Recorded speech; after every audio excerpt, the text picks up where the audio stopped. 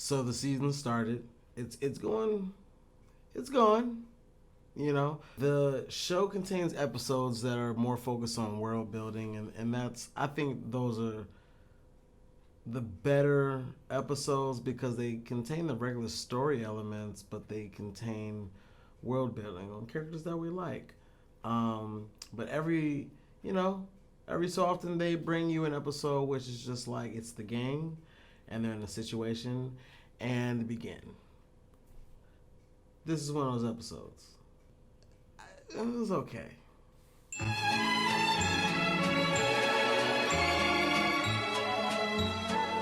Damn, Pete. Damn.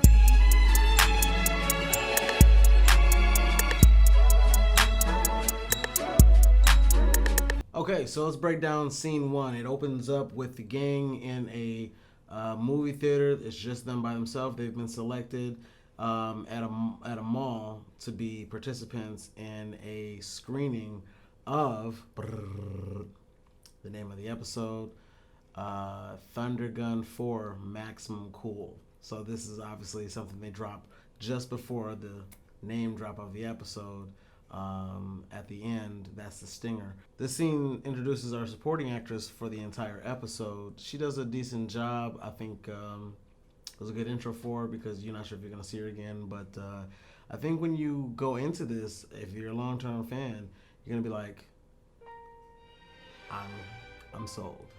Okay, so first thing, peeped out Red Lobster gift cards, like right off rip. They're just like, you know, we're selected, we're important people, and D just cuts right into like, we just got some Red Lobster gift cards, so that we can, you know, so dope little plug. I think if they got a plug from Red Lobster, that was a great way to use it. There was a part where Dennis was explaining to D when she was trying to, I guess, berate him or belittle him a little bit with the Red Lobster comment, the Red Lobster card. Dennis tries to thoroughly explain that their opinions matter and that they're all like a prestigious group in, you know, official capacity. And then the moderator walks in, and then one of the first things she says is like, you know, your opinion is very important to us. And you can, I guess you can see Dennis because it cuts almost directly to Charlie. But you can see Dennis's face, and he just looks at D. But it's like so quick. It's like almost like he did it in that take. And had they used a different take, you might not have seen that. Or maybe, you know, maybe they planned it, but I thought it was a happy mistake. It was dope. Okay, Charlie says, I can't follow the movie. She's like, movie hasn't started. And, you know, the first time I seen it, I was kind of annoyed at it. Seeing like a billion more times for this review, I think what it was, I had to get a little bit buzzed. I had to give a couple shots, and then that became fun. So, you know, his illiteracy, when they do it the right way, it's just undeniably funny. This one was one of those like, okay, I could laugh or I couldn't. Dennis has the line where he says, I'm a prolific filmmaker. Yeah, he'll make some films. Dennis, you know what I'm saying? It's like, you don't thrill me, but I'm sure I could use you for one of my movies. And she's like, the moderator, she's like, I'm not a performer. He's like, I get a performance out of here. What's wrong with you, boy? Dennis being a menace. The moderator tries to hurry everything along, and you know, so she's like kind of like saying, okay, let's go ahead and get started. I really want to get you guys' opinions on the movie. And then, like, you know, Max like, I'm tearing this entire experience apart right now. You know what I'm saying? He's doing his whole new gay Mac thing. Dennis is saying it. They're all like, yeah, we're all tearing this apart. So it was funny that they all just are immediately being like, I don't know, I ain't gonna say a dick. I mean, they're being there to be, you know, critics, but, you know, they obviously don't get it. He says, I'm already tearing this experience apart. And then, like, Dennis comes in the back, as am I. As am I. Let's tear this place apart so we can go get Red Lobster. Like, let's tear this apart so we can go get some Red Lobster. Like, I mean, them cheddar biscuits, though. Like, amidst all that, you know, let's hurry so we go to Red Lobster. And then they're all, like, agreeing. And then, like, you just hear Dee's ad-lib. She's like, I'm hungry. Like, just add a little to, I'm hungry. I don't know. It tickled me.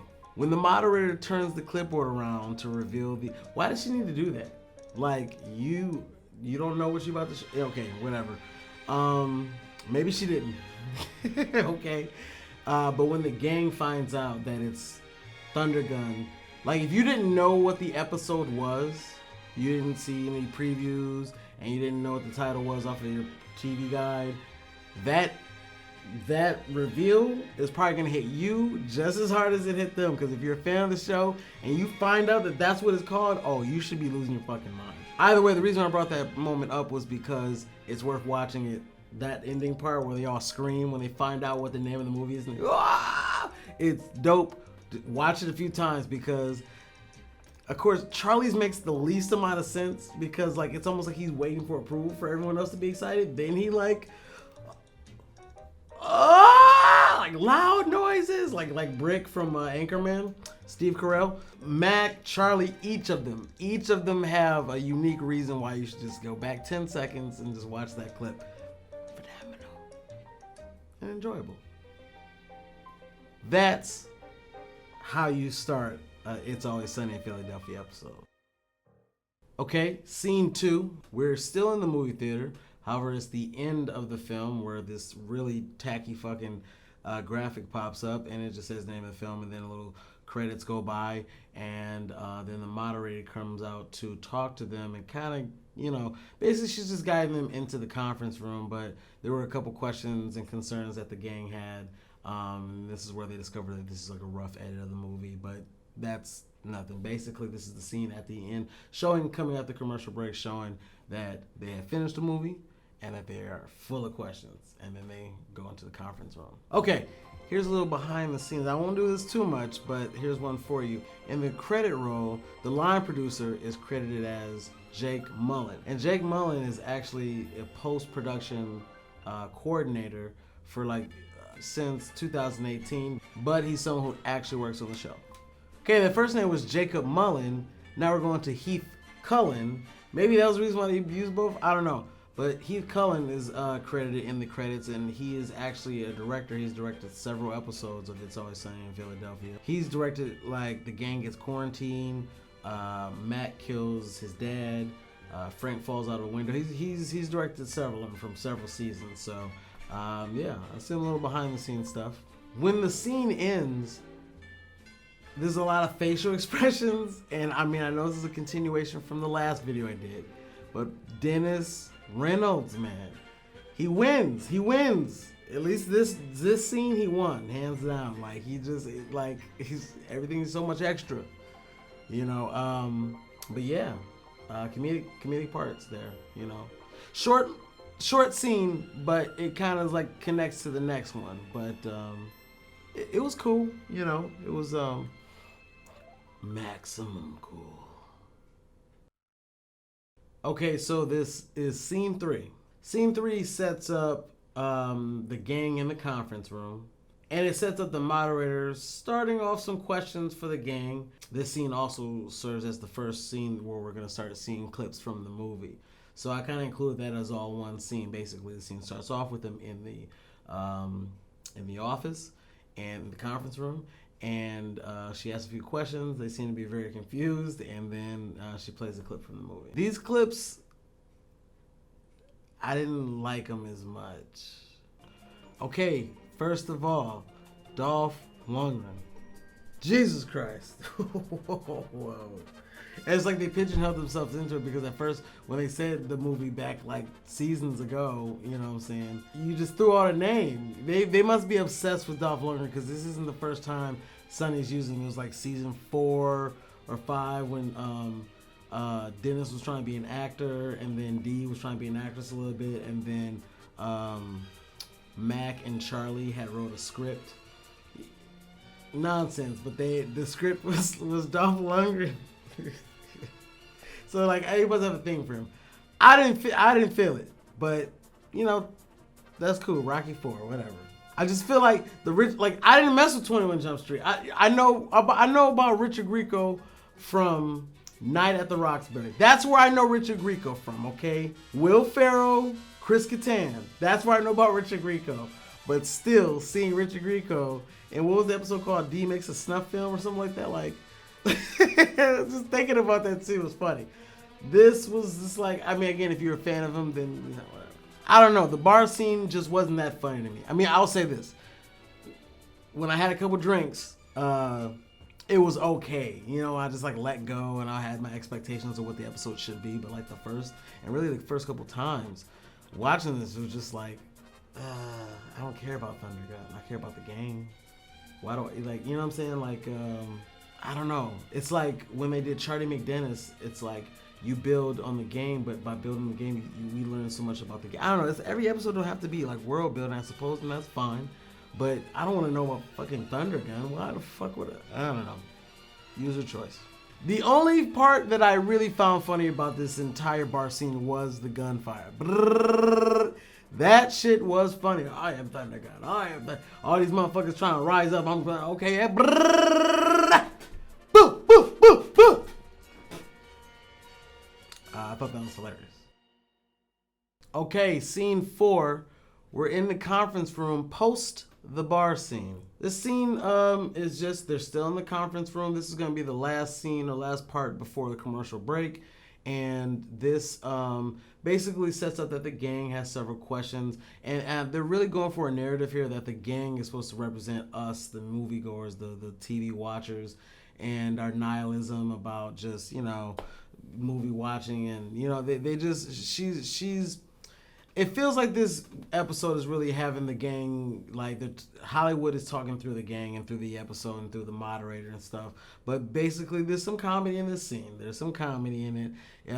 If you're a fan of the series, you're going to see little small things and tweaks from everyday characters. But here's the thing. If you're like a new person watching this, only a couple parts in this scene is going to be even funny. This is probably one of their highlights, you know. But it will say that it ends off with a nice cliffhanger, like with a nice callback to what the moderator had said, which was mid-act. I forgot what she said. It wasn't a mid-act finale, but it was like a mid-act shocker, which basically they had established that the Thundergun, that kid that he was with, that ended up being his son. Again, who cares? But they established that, and then they showed that the gang, or at least Charlie, had some difficulty understanding that concept, even though it was very blatantly put out there. So there's some comedy in Charlie's ignorance. This is, you know, Frank talks about some, you know, how he doesn't like black people. That's news to me. It's news to me. You know, so I don't know. Just your characters are there. Okay, first thing, you can start to see the cracks, but that's the thing, her patience, the moderator's patience is hilarious, because you just know she's going to turn up. You know she's going to turn up later, but, like, it's funny just seeing, like, what do you mean? You know, when you work at Target, and for some reason you need that job, and so you just, I'm sorry that happened to you, even though it was your fault. You know what I'm saying? Then you got to keep your job. It was great. The moderator asks, who has questions? And the gang proceeds to act like children. It's hilarious. You know, it started off with just hands high, and then like Dee's making noises, Charlie's making ooh, ooh, ooh, ooh, and then like they're like competing and like, dog, you guys are 40 years old. This is too much. It's too much. Frank says the good guy wear light colors and the bad guys wear dark colors, or black, or they were black. I don't know, like Frank, I'm not gonna get like political or nothing like that. It's just weird to hear him like he's like, oh, he's a racist. Like, I guess they need to do these things so that people stop associating themselves with these certain characters. But come on, man, like, I don't know. I guess in my mind, like, you know, he's an older white dude, so of course he's racist. But like, I don't know. It's just weird to hear it, you know. And again, it's not like a big deal, I guess. But like, I don't know. I guess that makes sense for his character. I mean, frankly, like, there's a couple of times in this conversation, where he brings up the black thing. You know what I'm saying? Like, oh, or they're black. Like, you know, Rocky 1, bad guy was a black guy. Rocky 2, bad guy was a black guy. Rocky 3, different black guy, still the bad guy. And like, you know, and again, like it's like I can see how it can be fun. You know, like I said, I'm not like mad at it. It's just weird. I don't know. Dennis's hair is in Superman mode, full Superman. Clark Kent, glasses up. Dennis Reynolds is in Superman mode. For real, I don't give a fuck. Here's what I'm saying, like, the bad guys were black, and in what movie were the bad guys the black people? You know what I'm saying? Like, even Death Wish mixed it up, you know, some different cultures and stuff like that. I mean, Meteor Man? Black Panther? What movie was the black dude like, this is white dude, and he's got to fight this black dude to like, what movie? What movies was Frank watching? The gang spends a lot of time in this section talking about film tropes, just words. I'm not even gonna go through all the words that they're going through, but it's like if you aren't in the know, then this seems to be like silly. Like if I start talking about wrestling tropes right now, you know, oh, that's a work finish right there. He's gonna job out to him, but then, you know, there's gonna be some heat backstage in gorilla position. You're like, what does that mean? You know what I'm saying? But like, I don't know.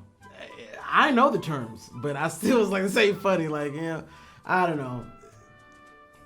Again, maybe for, you know, it felt strong like Hollywood's talking through the game. Dee goes through a scene with the moderator where she's like, Dee, don't you like how women are empowered in this movie and they drive the movie, and, you know, they aren't just, you know, tokens and, you know, women that needs to be saved? And she's like, no, I like how women just get killed and how women are, you know, because it makes me look better. And at first I was just like, they shit on D pretty. These first 2 episodes, they shit pretty bad on D. Again, with some alcohol in my system, that shit was kind of funny. Her insecurity was funny. It was funny. She was insecure. But yeah, I don't know. At first, it was just like, but you know, couple drinks, couple squeezers. During that conversation about, you know, the women, moderator asks D about women having agency in the movies. And it is very clear because it cuts to the moderator, that it cuts to D and Charlie's face. And Charlie, it's just very clear that Charlie has no idea what agency is. Another thing about D doing her little scene describing the different, you know, women in the film, and how when they die it empowers her, is that when it cuts to all the other guys in the gang, they're just, you know, she's like, and then she dies because clearly I'm funnier than her. And you just see the guys like, this I found hilarious. Again, the scene uses a lot of film terminology, and I feel like if you're not a fan, or rather, if you're not in the know, this shit ain't gonna be funny. Scene 5. We're gonna watch another clip of Thundergun 4 Maximum Cool, followed by the gang being in the conference room. Okay, so this scene starts off with another, you know, scene from Thundergun 4 Maximum Cool, and in this scene, Dolph Lundgren and the girl from the earlier bar scene with her, or with him, they're chained up, you know, to a pole. And then she has some cheesy dialogue. It's like the background, like even the background looked bad. Like, who would chain? Why did they get chained? Okay, I'm sorry. That's for the next section. They're chained up, and it's supposed to look bad, I guess. And then she tells Thundergun that that kid from earlier is his son. So you've got a son, and, you know, basically it's pretty blatantly said in there. This is followed by cutting out of the clip and being back with the gang in the conference room, and it seems like at least Charlie is oblivious to the fact that Thundergun had a kid. And then she calls this like the mid-act. They call it a midpoint twist. This is used and called back later at the end of the scene, because basically after some dialogue and they're talking about, they do bring up the fact that this movie is PG-13, which angers the group because they apparently want to see Dolph Lundgren's dong.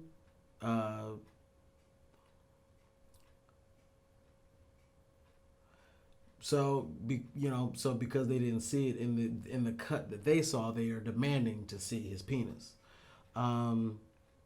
Once they find out that the rating for the movie is PG-13, this is the callback used to say, now that's a midpoint twist, which the show proceeded to go to commercial at the midpoint point.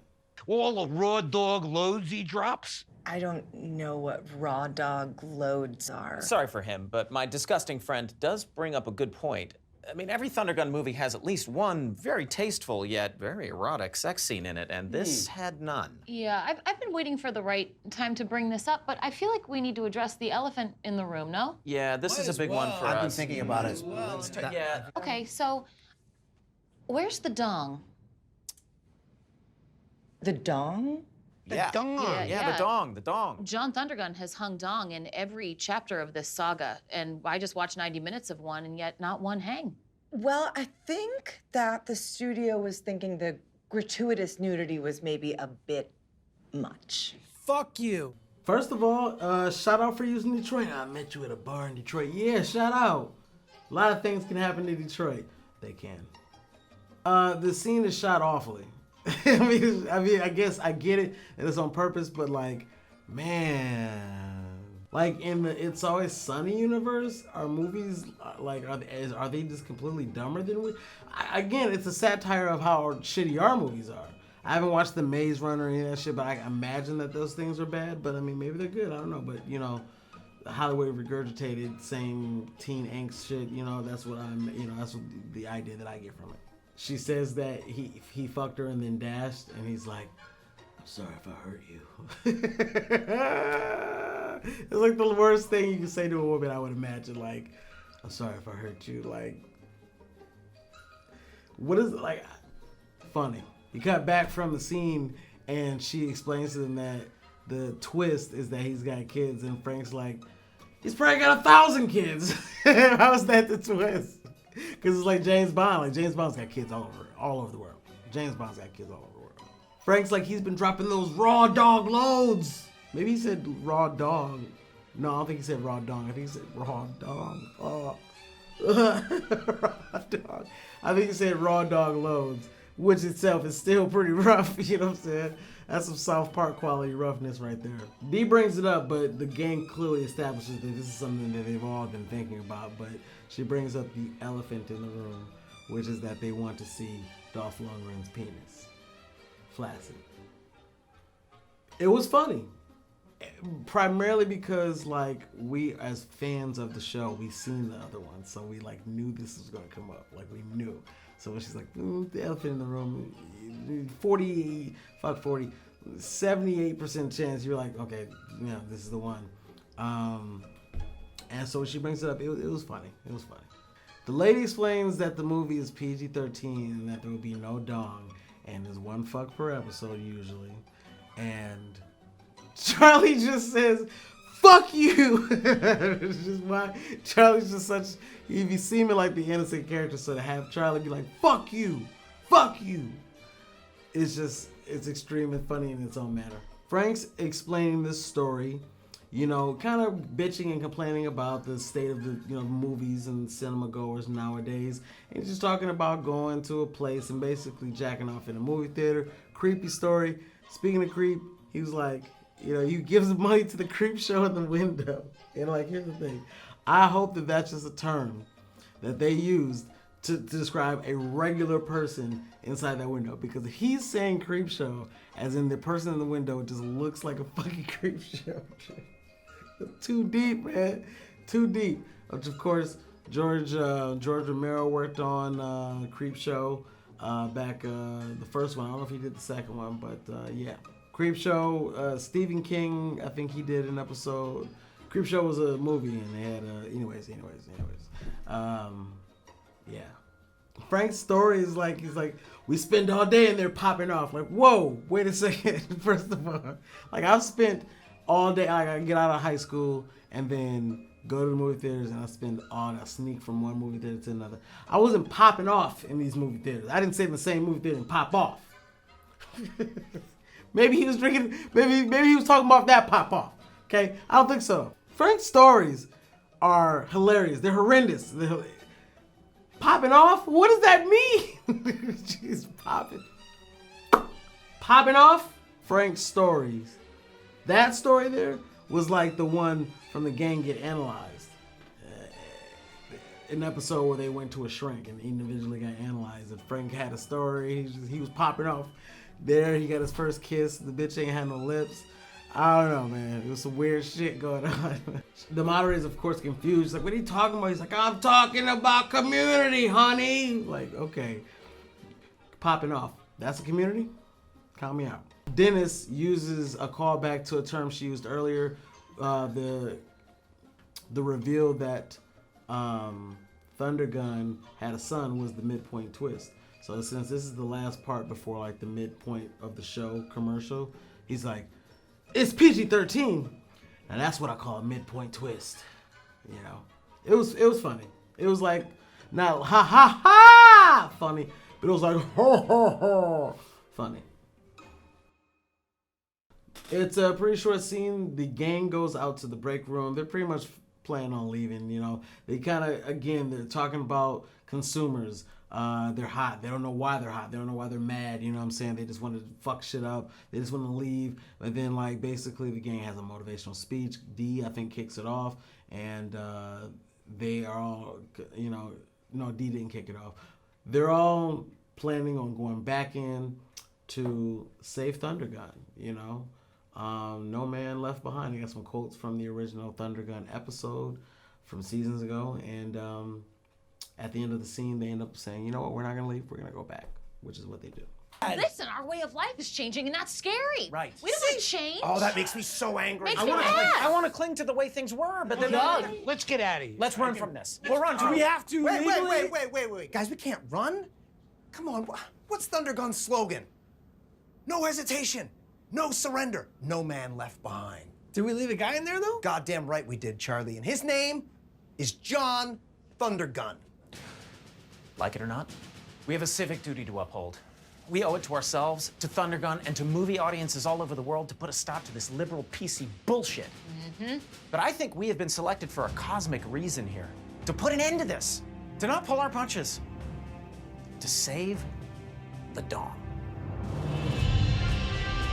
Save the dawn. Save the dawn. Save the dawn. I agree. Oh, for God's sakes, this is why you don't include women. What? Don't you see that there was a rhythm, like a cinematic rhythm? Let's do it again. Let's do it No again. way. Say it You again. I get it now, You though. can't give women the zinger.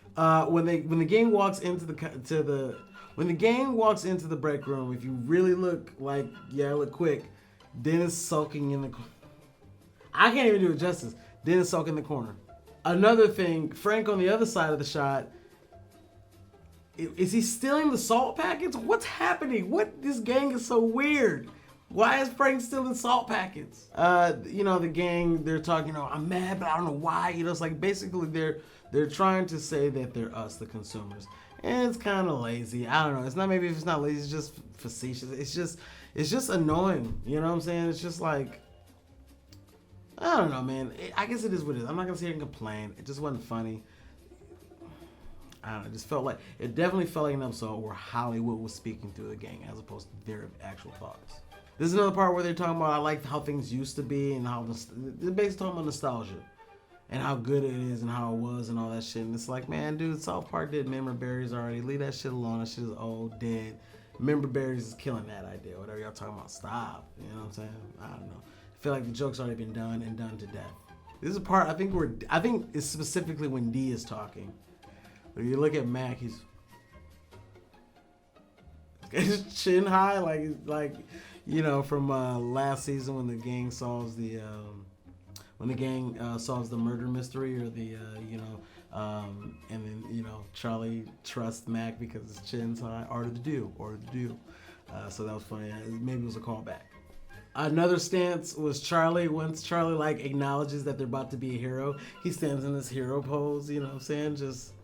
Like it was so whack. It's so funny. But Charlie, it's like that. What up? You know what I'm saying, when they're doing the fight milk. What up? It was funny. Save the dawn. I had to laugh at it. It was just. Go ahead, save the dawn, bro. Go ahead, save the dawn, bro. Fuck up and stop you. Oh man. Here's another thing. D messes up the whole thing. They're all like, save the dong, save the dong, save the dong. I agree. She fucks it up. And they all get mad at her, but of everyone's expression, Charlie's it's like Brick from Anchorman. Like I swear to God, it was like loud noises. Like he wanted to like he didn't yell like a regular person. It was weird. It was Charlie. The last part where they kind of cut into D, I don't know. Like sometimes the stuff is funny. This one just felt like kind of like harsh. The first episode of season 13, where Dennis is gone for 95% of the episode, but shows up at the end, and then asks for D to make him a drink, and then they she says something that she assumed was funny, and they're like, "Shut up, bird!" And then you could, I think that The Boys Are Back in Town was playing. I'm not sure. Maybe it's just my mind, but D's face was kind of like. You could tell it kind of stung her. You can tell that stung her a little bit. We'll come back to that. But to note, I didn't like that as much. Scene Savon. The scene is basically the gang back in the conference room. They have to walk in. Dennis says some funny stuff. They basically have more conversation where they're kind of being condescending towards the consumers.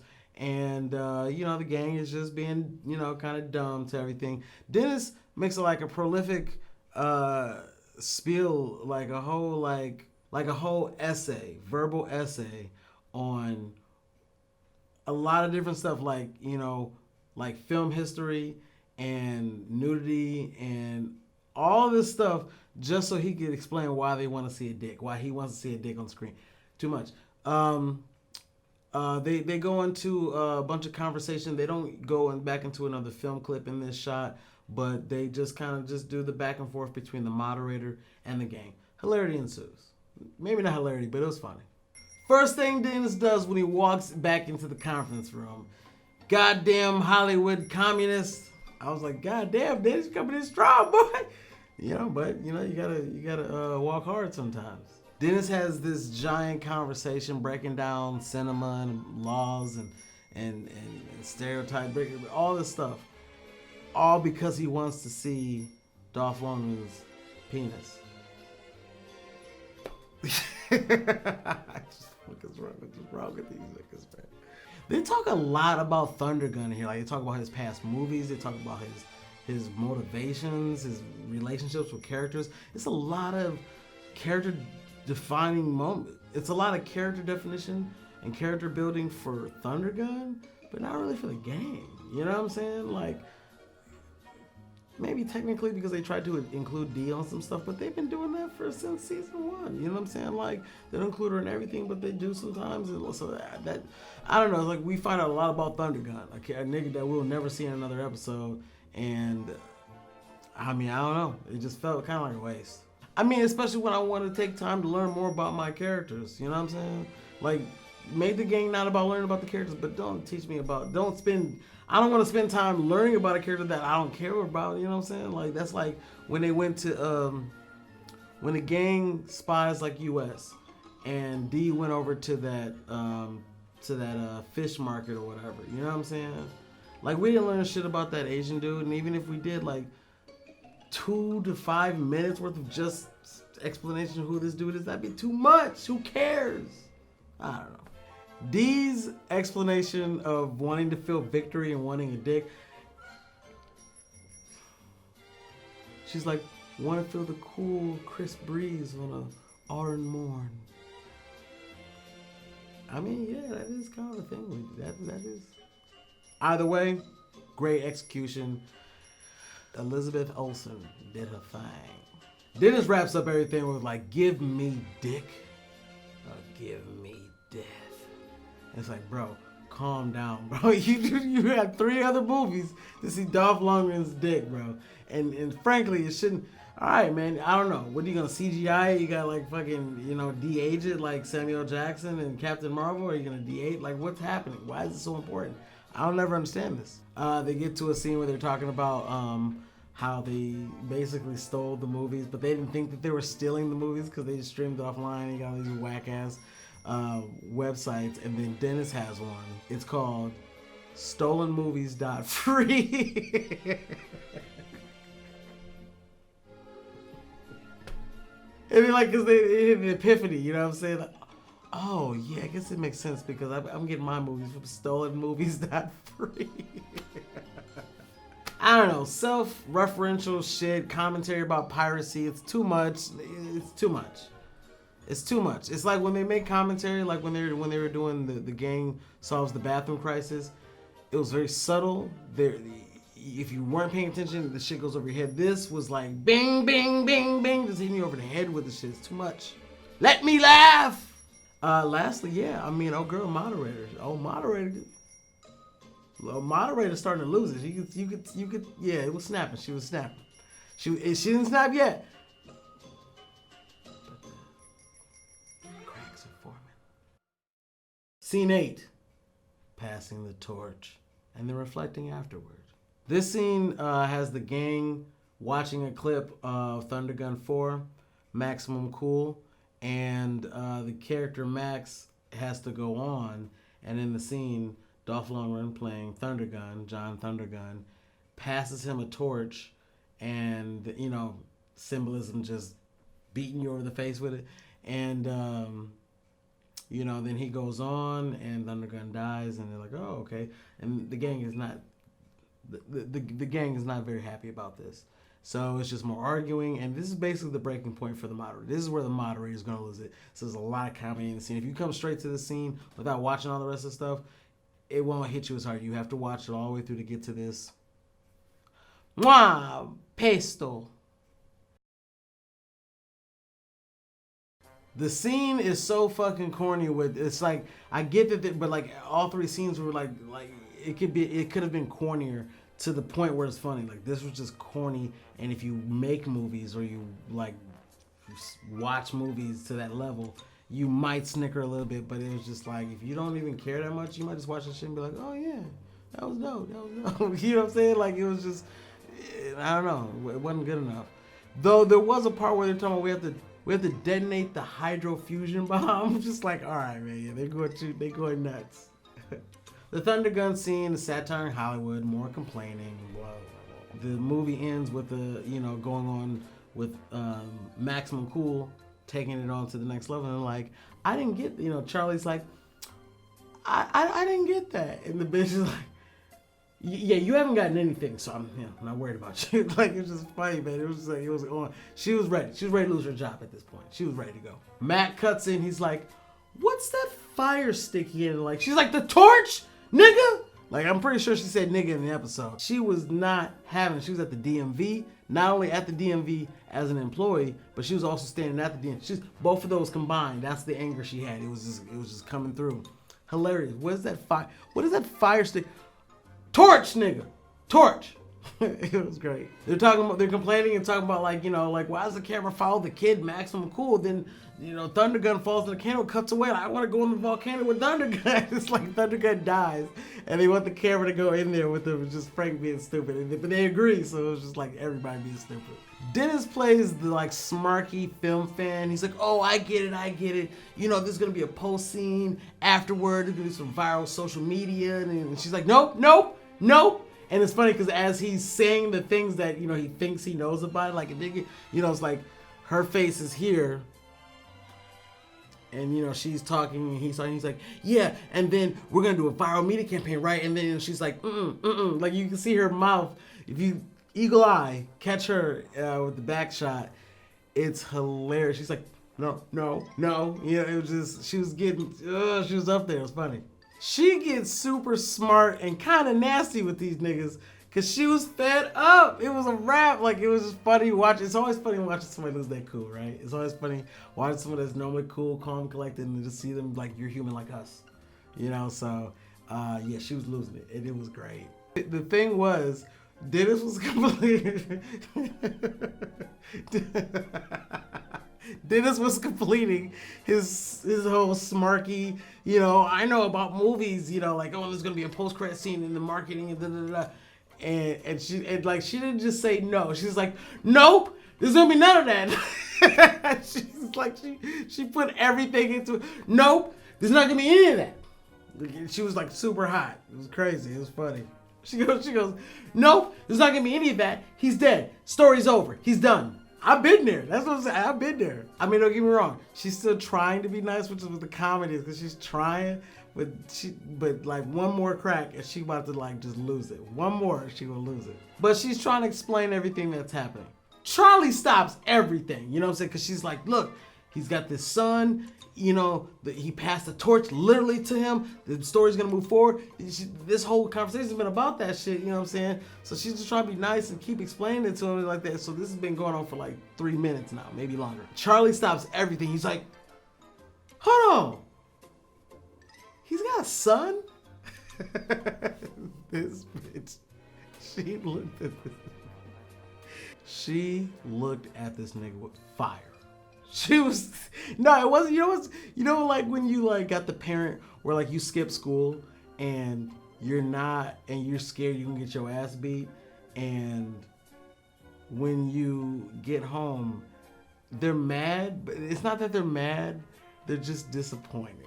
You know what I'm saying? That's what she was with Josh. She was just like, fuck, dude. Like she couldn't fathom, you know what I'm saying? This nigga been doing Charlie work for years, man. You gotta be slow with him, man. Give him some of them pills from from Flowers for Charlie, man. I don't know. It was funny. It was just the break. You could like some cells had popped or died in her mind. She's just like, fuck, dude. You know, like it was real desperation. She did a good job. In fact, what she said was like, fuck, man, how did you not get that? I don't remember the exact inflection, but I remember that's what she said. It was good. It was dope. And at some point, I think the gang keeps going, like asking questions or talking or something. She's like, you know what? No, we're out of time. Yup. Thank you. We're out. You're like, oh shit. You know what I'm saying? Like she was hot. And she's just like, no, what? No. So, you know, the gang is like, you know, they shan't be moved. So they had the little outro and they all said the same thing. She's like, I think the moderator was like, she was asking the question, frankly, anyone was going to ask, no pun intended. Who are you? I'm trying to do the Mac eyes. You know the Mac eyes he does?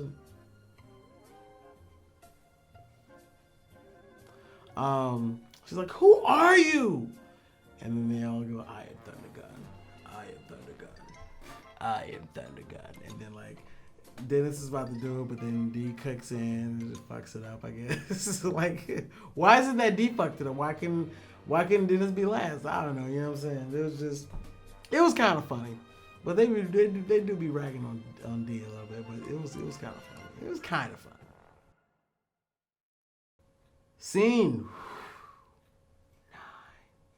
9. This is them walking out, followed by some news clippings. This follows the gang out of the conference room into the hallway, which will lead to them going outside, but you don't see them go outside. Basically, that's what it leads to. They're just in the hallway not conference, but just the hallway area. And they're just kind of talking about how they're disappointed and how the thing didn't really go as they wanted to. They didn't really cause any change. But then, Frank does say that he has acquired a film copy of the movie, and then D comes with the idea that in order to save the film, they have to destroy the film, and by uploading the film onto streamable sites and letting the film go free, a super clear copy of it, no one will go see it, and then the film will be destroyed, and people will see how bad it is, and that's what ends up happening. And there's a whole montage of like news clippings and magazines and talking about how Thundergun has changed, and it's because of the gang. So they kind of saved the day. Frank killed me because they walking out this bitch, and he's like, oh, I recorded all that for nothing. I recorded the whole thing. It was just like, bro, how you record? He's so old. How is he hip to recording the movie? I don't know. Maybe someone taught him that, and he just like, fuck it. You know what I'm saying? Oh boy, said they used to work with at the old company, from the Christmas Story. I don't know. It's just funny. You just record. I recorded the whole thing. Like, you just casually talking about that. That's weird. They do another chant. D comes up with the strategy for what to do, and she tells everybody to put the no man left behind, and everyone jumps in, and D initiates it. and she sets it up, and no one says anything bad for her. And like so I guess that's progress for Dee, I suppose. Maybe that's character development, like maybe because they didn't rag on her. So that maybe that was kind of monumental. But nah, they've done a couple things where Dee was like, hey, what do you think about this? And they're like, yeah, you know, so really that's nothing. Dennis's face during the No Man Left Behind part where they're all grabbing hands, you know, you can look at whoever you want to, but they kind of tend to like look at one person and look at the other one. Dennis's face is crazy. That's all I'm gonna say. Watch his face. This is crazy. Dennis is crazy. Yeah, it was nuts. I was thinking like a montage of magazines and stuff has gone by, but like how much time has gone by, right? Like, is this like so are we in the future now? Like, how are we catching up? Like, I'm wondering how they're gonna do that. The last magazine says September 24th, 2019. Gotta be super eagle-eyed to get into that one, but I seen it. So I guess that means that the events of this episode is actually a prequel to what's happening right now. By the way, I'm definitely not going to read all that information. Definitely not going to read all those. Are you kidding me? No, I'm not going to read those fake magazine covers so I can see someone says, oh, my daughter had a stomach ache, and it's some fake-ass, whack-ass shit. No, thank you. I read that one for you. That's a freebie. Scene 10. The bar. This scene is the conclusion of the entire show. It's the last shot that we're going to have in the bar, and the gang, after doing this monumentous thing, starting a revolution, getting this whole film, you know, going the way it's supposed to, are just chilling at the bar. Just a normal day. And it's basically the setup to this is the actual beginning of the episode, but the episode never happens because of this stuff that happened in the past, if that makes sense. The previous seasons ago, they had a episode called Thundergun Maximum, and or whatever the episode was called, but it was about going to see this movie. So basically, this was going to be an episode that's the same thing, but they're like, no, because it's past stuff. This is why this ending is technically what was going to be the beginning. So I guess it's kind of clever, kind of. Scene starts off, and they're all just kind of like eating peanuts and shit like that. And then, like, Matt's like, I'm bored. It's just the way he said it, how he said it, his inflection, everything. It was all point. It was funny as hell. Maybe not as hell, funny though. They came up with the idea to go to the movies to go see Thundergun. I guess it's still 4 because they re-released 4. And they're talking about how they say traffic's gonna be bad, so the first answer is go to the sewers. Why? Why are we going to the sewers? Are we looking for jeans? What are we doing in the sewers, dude? Oh my God. So all you guys are gonna be naked. Just naked in the sewer. Like, y'all just comfortable enough with each other to just be naked, and then, oh God. Oh God. Why? How are the sewers faster? Where is this movie theater in proximity to you that the sewers is an easier way? And they were just crawling through the manhole shit, not the manhole covers, the shit that got the little boy in It. You know what I'm saying? How Pennywise got Jordy or whatever his name was. Dude, how is that faster? Use a car, use a lift. What's going on? One thing I was gonna say is, why is Charlie having amazing ideas about saving time and money and energy and stuff? Like, why we go to movies and we can just watch them? Frank is a millionaire, so money ain't an option. So why are you trying to even save money, first of all? Second of all, how are you the smart one in this episode? You were the dumbest motherfucker this whole episode. All right. Now he's smart. Dee has a joke, and everyone laughs. Like, 5 for the price of free, which was not funny at all. And they all laughed. Curiously enough, Frank does not laugh at this. Maybe it probably means nothing, just the take that they happen to use in the editing floor. But Frank does not laugh at this joke. And frankly, no one calls her a bird. If you remember the first episode of season 13, at the end, Dee's trying to say a joke now that Dennis is back. And they're like, shut up, bird. And they all just laugh at her. That pointless joke about 5 for the price of free, they all chuckle. All right, man, good for you. from the angle that Dee was sitting at, she wouldn't have been able to see the phone. So they're all hovering around this phone, and Dee's in this corner part where she just can't see the phone anyway. So that's just, I don't know what to say about that. And lastly, what is Auto Motion Plus? They always try to put new words on us and down our throats. What is Auto Motion? I don't want to know. What is it? I don't want to know. Good, solid ending the way it's supposed to end. That's the way it's supposed to go. Okay, here's a few show notes. There's a big focus on Charlie's illiteracy. That's a big part of this episode. So strap in, because Charlie's gonna be pretty fucking stupid this episode, except for the ending. This episode is dedicated to nerds, and not It's Always Sunny in Philadelphia nerds, film nerds, people who know all the lingo, people who know about all the film Django, and it's cool if it's for you. That's fine, but it's kind of boring, But this isn't for everybody. This episode ain't gonna be for everybody. If you want like a true blue, Sunny gang episode, this ain't it. First one was better for that. All of this had seemed like maybe this had just taken place after the first episode, but it's so very clearly a prequel, and the end of the episode is, in continuity with the new season, I would say. But all the stuff that happened throughout the episode is a prequel from probably from last season, as far as continuity goes. I hate to say, man, but it just really feels like Hollywood was writing this episode. It just felt like Hollywood. It just, every complaint, everybody who just had, gripes about shit, it just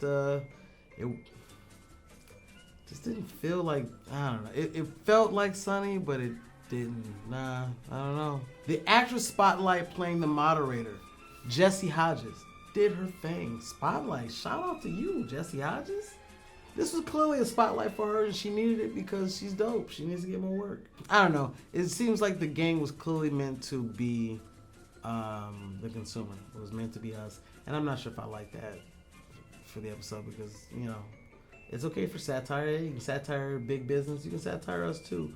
So I guess looking at it from that perspective, then, I guess it's fine. But I just don't feel like the creators of Sunny, or I don't know if they necessarily feel the way as strongly as they were putting it out there today. So, this is like the second episode where they shit all over Dee.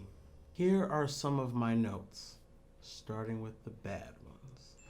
This episode does a lot of shitting on Dee, which can, that is maybe just my opinion that it's bad, but, they I think all the characters get some shit, but Dee tends to get a lot more than the other ones, and it's not like I feel for her character or anything like that, but it seemed like they're definitely making a point to shit more on her this season, so I don't know, spread it around a little bit. There was not really much character development in this one, so I again, I know every episode ain't gonna be the same, and I get it, but I still like it.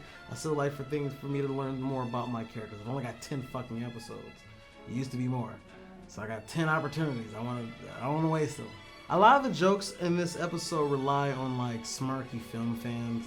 So if you fall into that category, you're gonna find a lot more comedy in it. But it relies too heavily on it, and that works against it.